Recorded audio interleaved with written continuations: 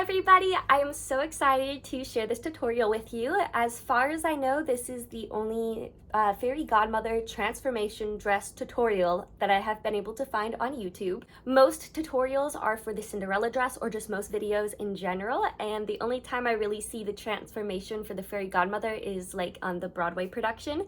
So this is going to be really fun. I have plans to make 2 other transformation Fairy Godmother costume tutorials sometime in 2026. So stay tuned for that, and I will link them below once they have been made. And of course, I also have my playlist if you'd like to make any other transformation dresses. I have Cinderella, Hamilton, all sorts of different things. So to get started, I took a bunch of different fabrics in the colors of browns, whites, creams, tans, laces, shiny materials, organza, cotton, linen, all sorts of different things. It didn't really matter. Most of these were already scraps, but then I proceeded to start cutting them down to size. So for this project, I decided to use 4 different sizes of rectangles. So my first rectangles were probably about 15 by 13 inches long. My second layer of rectangles were like 12 by 10. My third layer was about 8 by 8, and then my fourth layer was 5 by 4 inches or so, give or take. This can be however you want it to be. I left raw edges on all of these fabric rectangles because this is going to go on the outside of the cape and not on the pretty dress. And it just kind of adds to it, and I couldn't be bothered to serge that much fabric. The idea was to layer these from biggest to smallest, going from bottom to top, onto a piece of fabric that is about 8 feet wide. Now, length is going to depend on the person who will be wearing this. I measured from my natural waist down to my feet, and then I added 3 extra feet. We want this to have a bit of a train, so to say. Sewing on all of the rectangles were actually really easy for me because my base fabric had stripes on it. So all I had to do was line everything up and then sew down that line. It was super simple, and if you can find some stripy material, totally recommend it.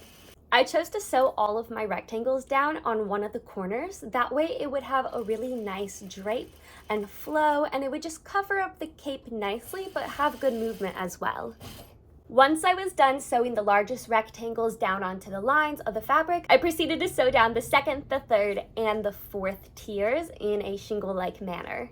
I love all of the fabrics that I used for this. I only use these fabrics out of necessity because it's what I had, but I think they really came out really nice together, and I like all the textures and colors.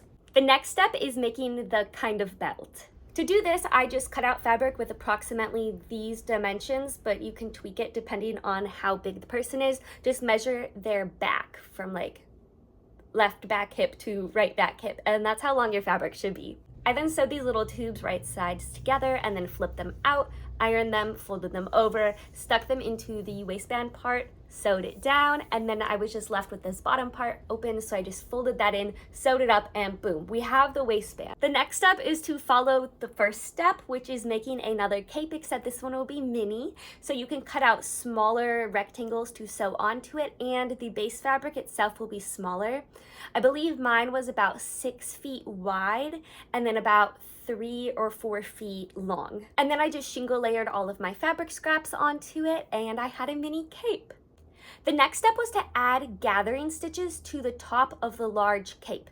So I put those gathering stitches in it, pulled it down to the exact same size as the little cape, and then I connected the top of the big cape to the bottom of the little cape with right sides together to get this. I did this exact same process for the hood. So I made my hood, I sewed little bits of fabric onto it, and then I took the mini cape, which had the big cape attached to it, I gathered it down to the length of the hood, and then I sewed it along the hood. So we have all 3 pieces connected: the hood, the mini cape, the long cape, and it makes one big cape with a hood. I'm going to share my hood making process with you. It's not very helpful, but here it is. Because I was working with scraps, I did not have enough fabric to cut out a hood. So I did end up piecing together a bunch of fabric and then cutting the hood from that. I have no special way to do this. I just folded my fabric in half and cut a hood shape. As you can see on the screen. Always go bigger than you think you'll need because you can always trim it down later. Now would be a great time to finish off any raw edges on the base of the cape if you haven't already done that, or if you feel like you need to do it. You can totally skip that part though. And then we're going to add our belt thingy. So right where the big part of the cape is gathered into the small part of the cape, that's where the belt thingy is going to go. It's going to go on the center back, right there on top of the gathers, and you're just going to tack it down. You can do this by hand or machine. That's it. Oh, and I should mention that it's going on the inside of the cape, not on the outside. So it's going to be on the non-ruffly side that has all of the rectangles on it. Here you can kind of see what's going on. So we have the cape folded at the waist, so the big cape is from the waist down. Then the mini cape and the hood are folded down over that, and the waistband or the belt or whatever you want to call that thingy is tied around the waist.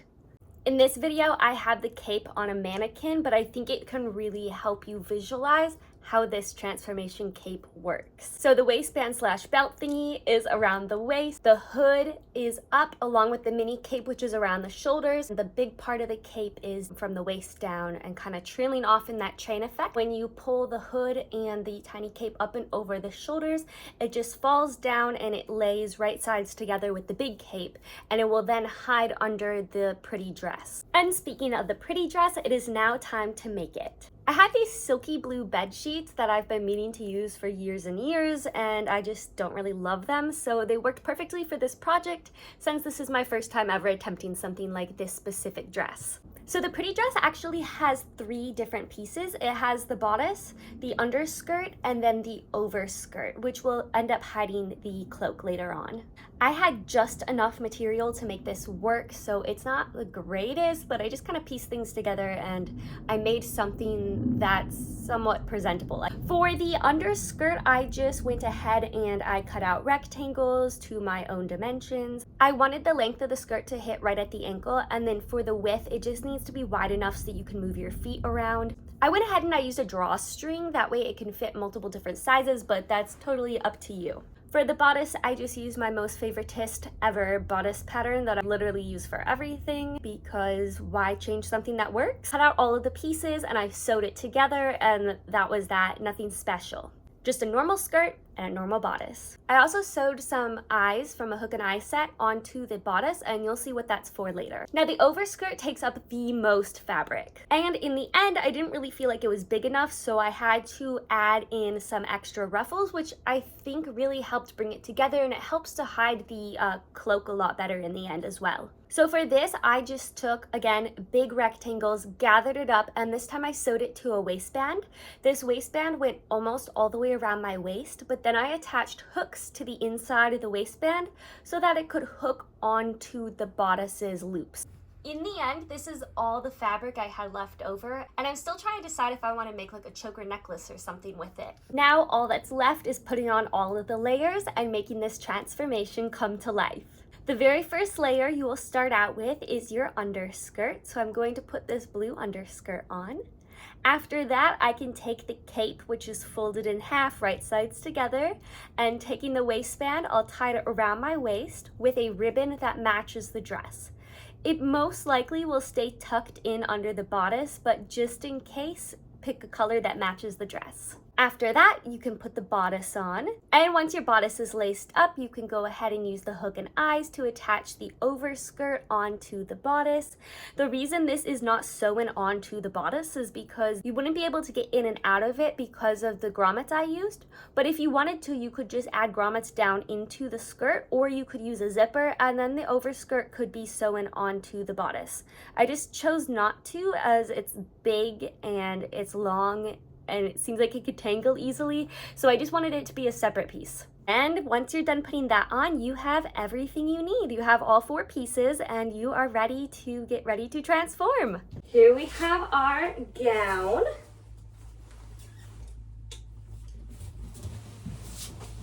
Ready to make Cinderella's dreams come true.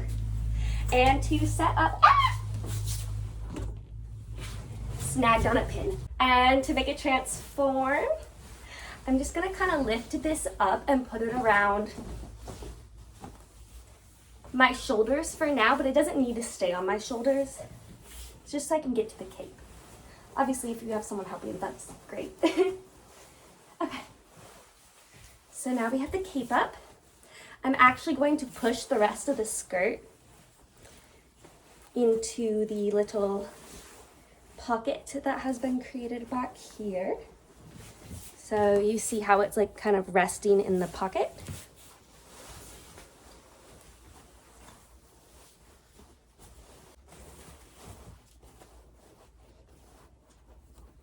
Okay, so you see how the skirt is kind of resting in the pocket. Depending on how you make your skirt, it might make your back hump out more, but that's also why I added on all of this, so you can't really tell what's going on underneath. Oops, I probably picked too silky of a material. Like, you want it to move, but probably not this much. Okay. So now I'm gonna do the whole, and then you go.